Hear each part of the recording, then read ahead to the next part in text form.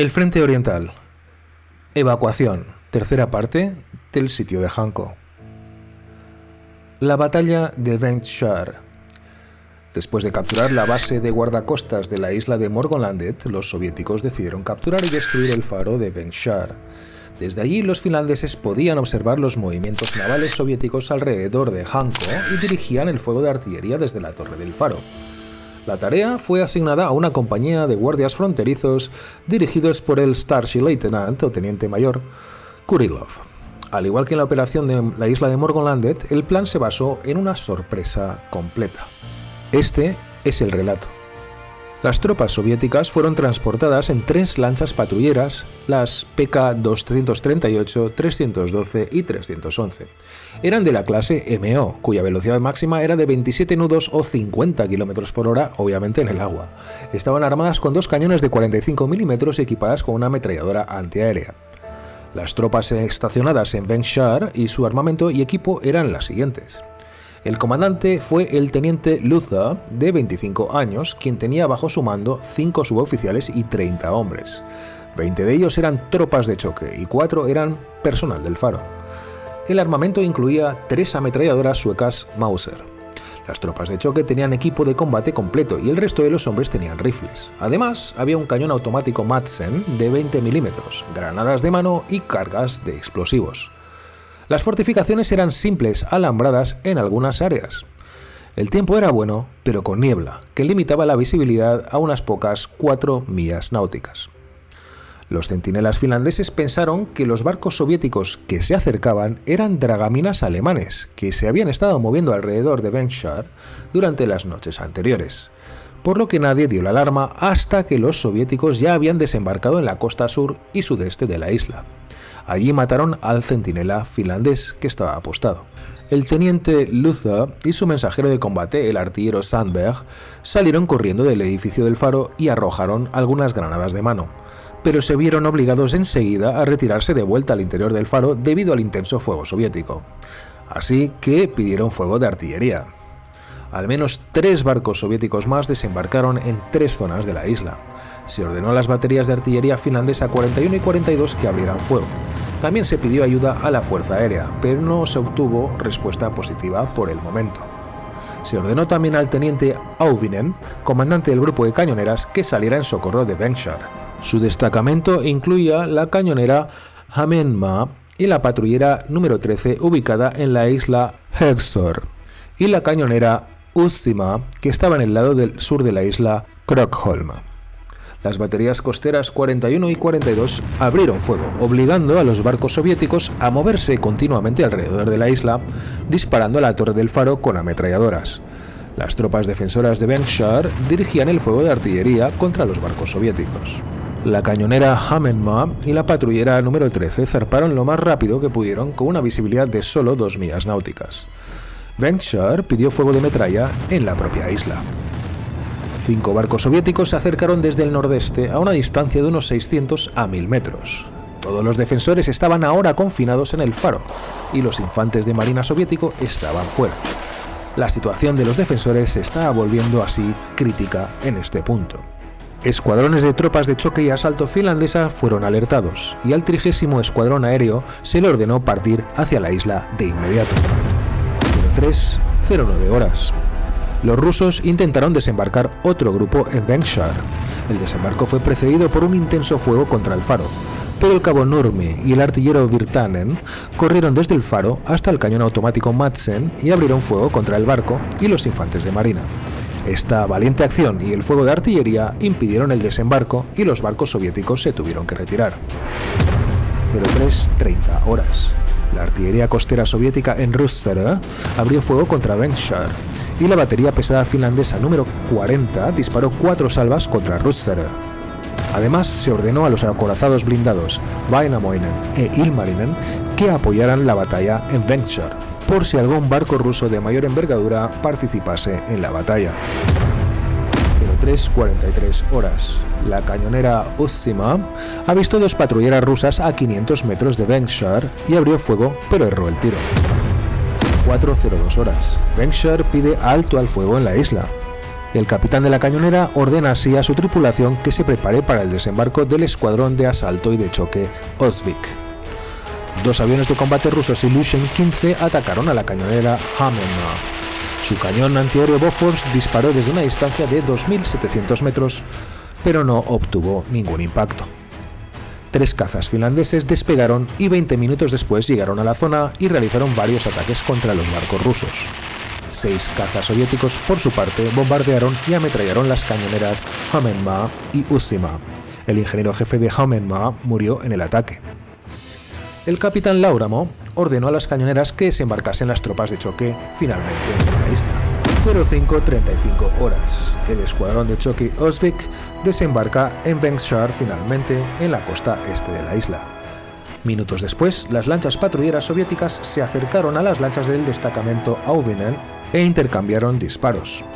La cañonera Ussima anotó un impacto. Humo negro se elevó del barco contrario y los soviéticos se retiraron.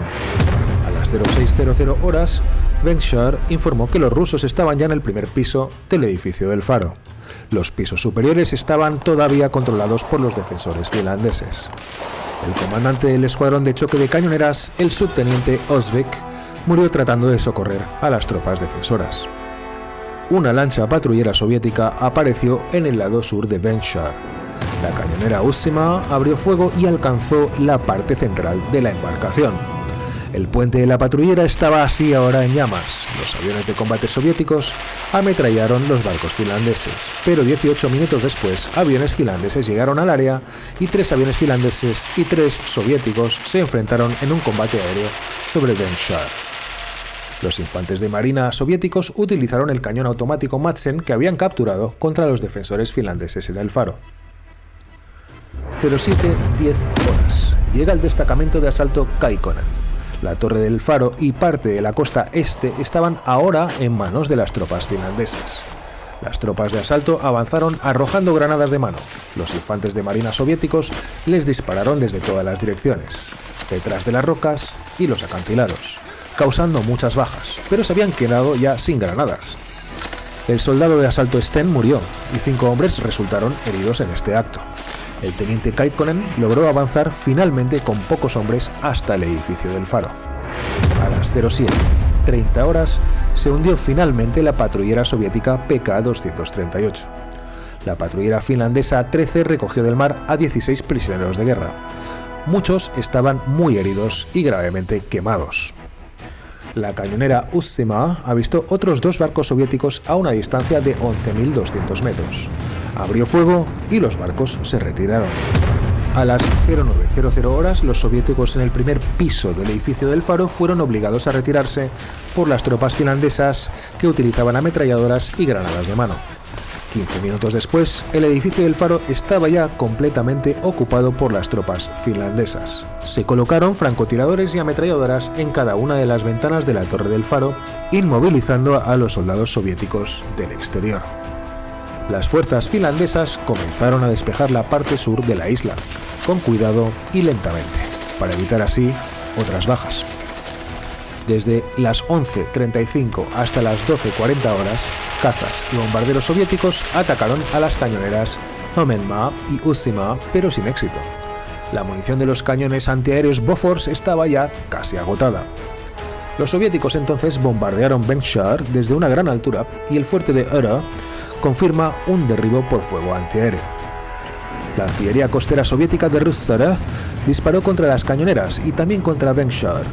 La batería de la artillería costera finlandesa número 40 disparó de vuelta contra Russare. 12:55 horas. 3 soldados soviéticos se rinden finalmente en la zona norte de Vengshar.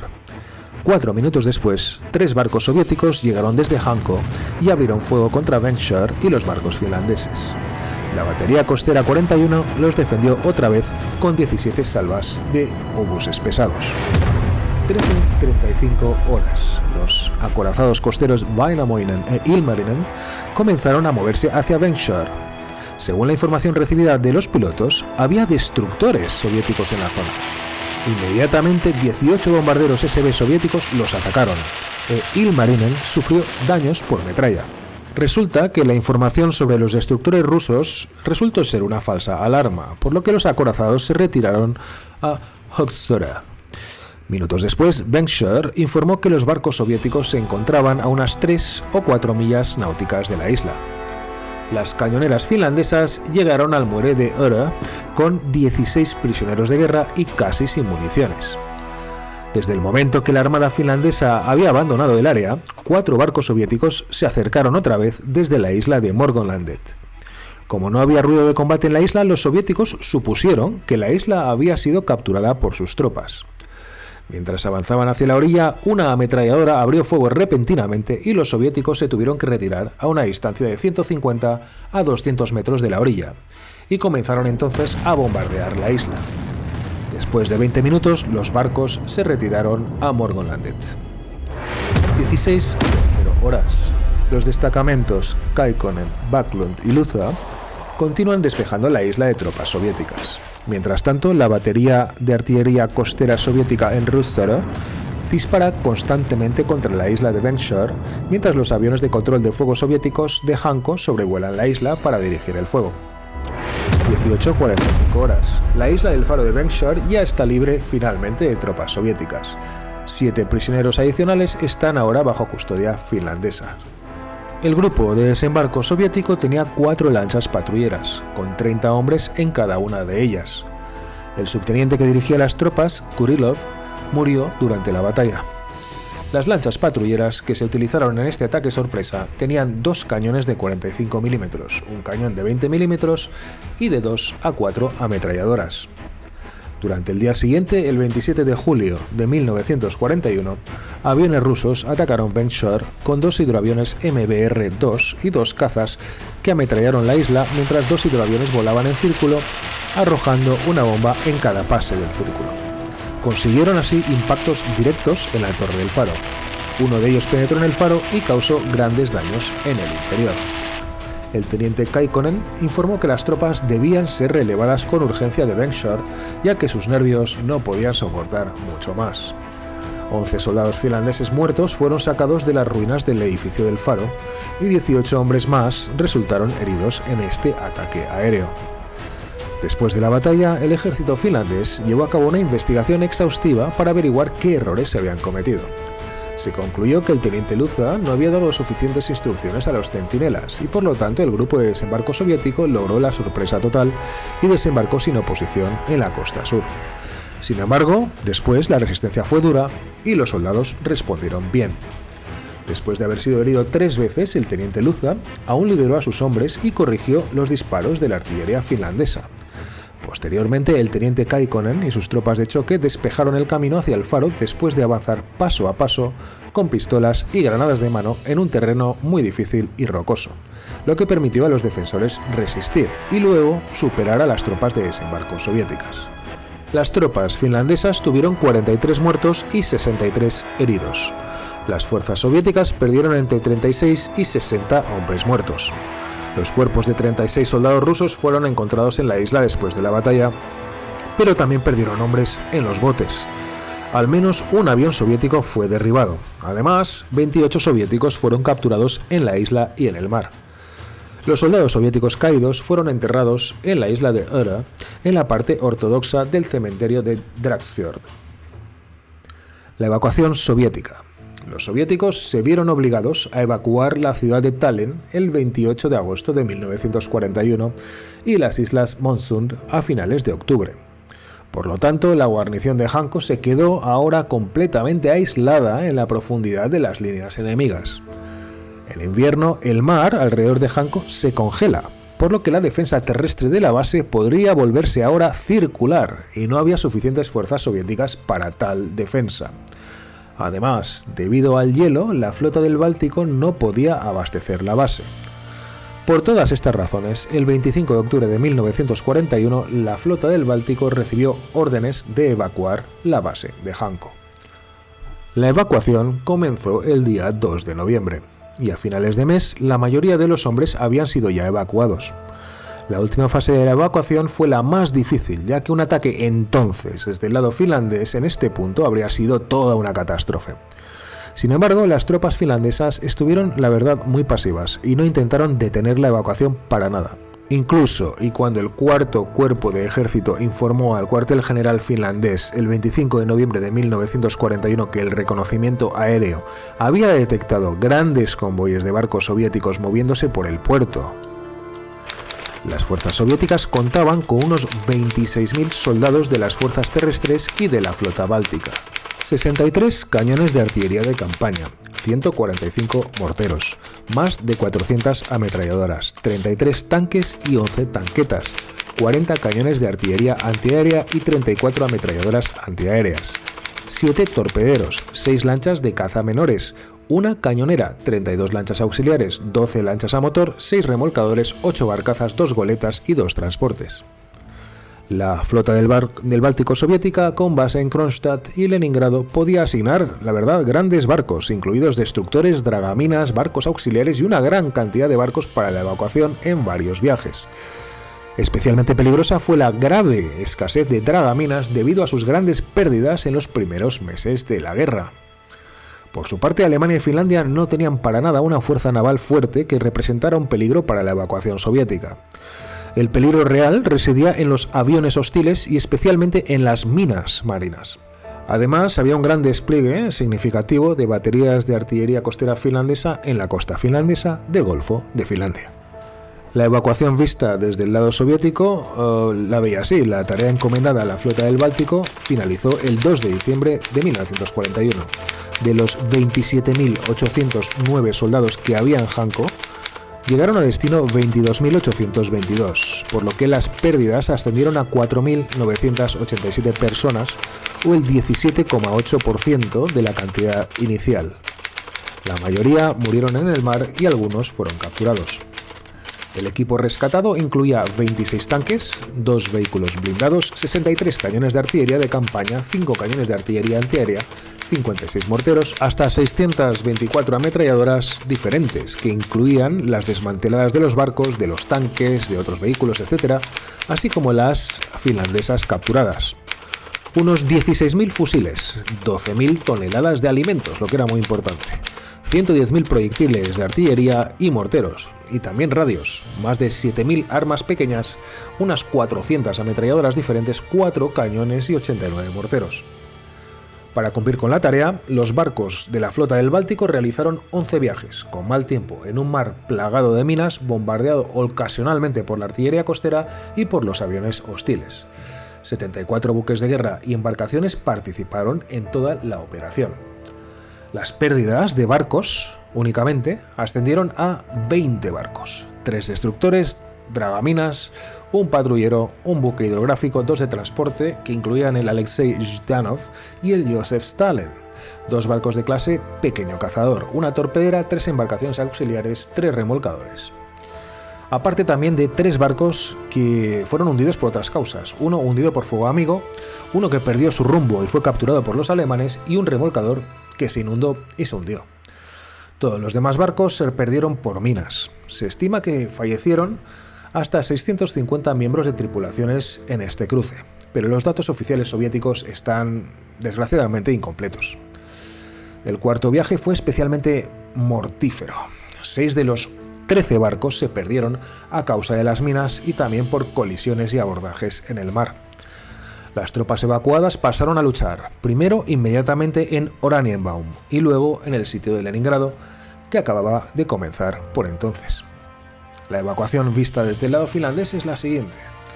En el otoño de 1941, el cuartel general finlandés y el grupo de Hanko todavía creían que los soviéticos pasarían el invierno en la base. A principios de noviembre, los finlandeses observaron movimiento. Los convoyes de la flota soviética llegaron a la ciudad y no se supo si traían refuerzos o se preparaban para una evacuación. El 20 de noviembre, los soviéticos abrieron fuego de artillería pesada. Se observaron incendios y explosiones en el área de Hanko por la noche. A finales de noviembre, cuando llegó el gran barco de transporte Josef Stalin, los finlandeses estaban casi seguros ya de la evacuación. Los finlandeses dispararon entonces contra todos los nidos de ametralladoras que tenían identificados, pero solo unos pocos respondieron al fuego. El día 2 de diciembre el intercambio de disparos continuó durante todo el día, pero por la noche el fuego de artillería cesó por completo en todas partes. Esa misma noche una patrulla finlandesa notó que el área había sido minada recientemente y que el enemigo había abandonado la línea del frente. El 13 de diciembre hubo una poderosa explosión en Hanko cuando la torre del depósito de agua explotó usando un fusible con retardo de tiempo. Varias explosiones se sucedieron durante el trabajo de excavación y 7 hombres murieron por ellas. Y el mismo número también resultó herido en explosiones de minas con retardo el mismo día. Gran parte del equipo no se pudo evacuar, por lo que los soviéticos lo dañaron, lo estropearon de diferentes maneras para que los finlandeses no pudieran usarlo. Se hundió una gran grúa flotante entre Russare y Hanko. En el puerto exterior de Tuliniemi se construyeron vías en el borde del muelle para así arrojar al mar los cañones ferroviarios de 305 milímetros. Pero más tarde, durante la guerra de continuación finlandesa, los finlandeses rescataron parte de este material. Se hundieron vagones de municiones y de transporte también por medio de estas vías. Se rompieron aparatos ópticos y electrónicos y se quemó toda la pólvora. Finalmente el capitán sueco Grafström anunció la captura de Hanko el 4 de diciembre de 1941. Eso se debió a que los primeros soldados en llegar a Hanko fueron los voluntarios suecos enfundados en abrigos ingleses. Y un poco más tarde se formaron los soldados, tanto suecos como finlandeses, y el sargento Laulajainen y el ingeniero de asalto sueco Eriksson izaron la bandera finlandesa en la torre de la iglesia a las 10:40 horas al grito de «Dios proteja a Finlandia», o en finlandés «Jumala varjelkoon Suomea». Hanko después del sitio. Una fracción de la zona portuaria se cedió a las autoridades militares alemanas desde el 14 de enero de 1941 hasta el 8 de septiembre de 1944. Las autoridades finlandesas habían firmado un acuerdo con Alemania para el uso de las instalaciones finlandesas por parte de los soldados alemanes en licencia y los transportes de suministros, que había comenzado ya un año antes, en 1940, a través del puerto de Vaasa, pero luego se trasladó a Hanko.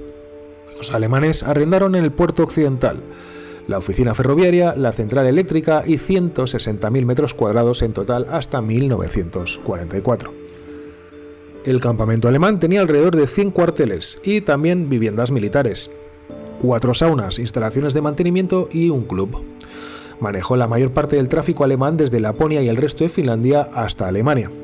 También fue una estación sanitaria para las tropas alemanas que estaban en tránsito.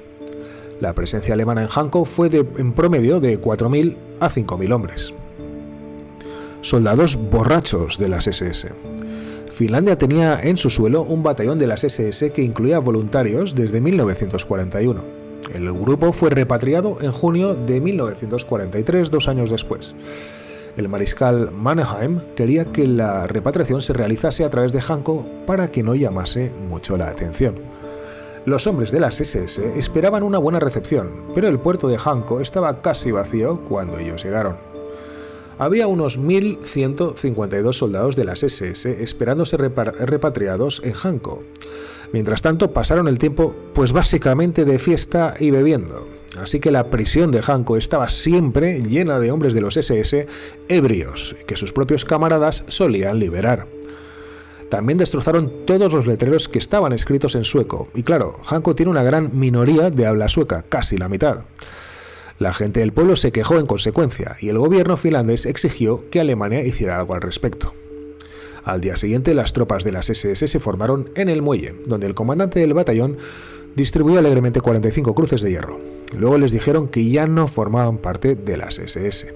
Se cambiaron a uniformes nuevos y se colocaron bajo la jurisdicción finlandesa temporalmente, hasta ser transferidos a Stettin, en Alemania, más tarde. Hanko también sirvió como campo sanitario y de transición para refugiados, para todos los ciudadanos ingrios, que huían del Ejército Rojo. Ingria es la tierra en la costa sur del Golfo de Finlandia que incluye el istmo de Karelia y la ciudad de Leningrado, hoy llamada San Petersburgo, hasta el oeste, hasta el río Narva en la frontera con Estonia. Después de la guerra, la mayor parte de la industria más pesada se fue, pero Hanko no fue ocupada por las tropas soviéticas, ya que los soviéticos exigieron ahora otra base en Porkkala, mucho más cerca de la capital, de Helsinki. La línea de defensa de Harparscock se mantuvo y se usó hasta la década de 1990 con el colapso final de la Unión Soviética. La población en 2021 era solo de 8.064 personas. Ahora es una pequeña ciudad escandinava bilingüe con el 56% de hablantes de finlandés y un 44% de hablantes de sueco. Es un centro turístico y vacacional con restaurantes y muchas actividades deportivas como la vela, equitación y el tenis, entre otras. Un destino sin duda mucho más agradable que en los años 40. Espero veros en el próximo episodio. Si os ha gustado, compartid, suscribíos y dadle un me gusta al canal. Muchas gracias, como siempre, por estar ahí.